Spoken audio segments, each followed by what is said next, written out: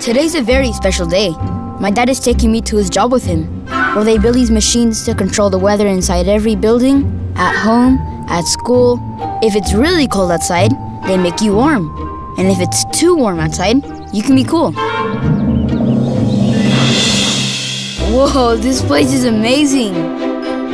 That guy's shooting fire. It looks like fireworks to me.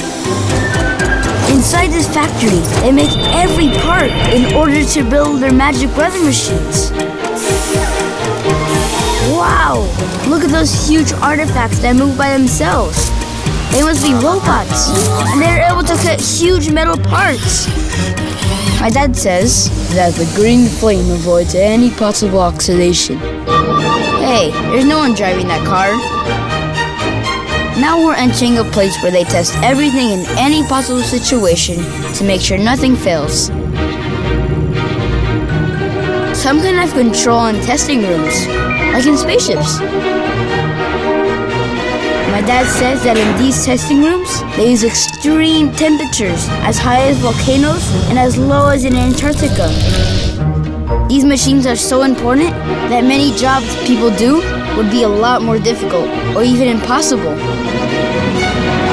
My dad works at the coolest place on Earth.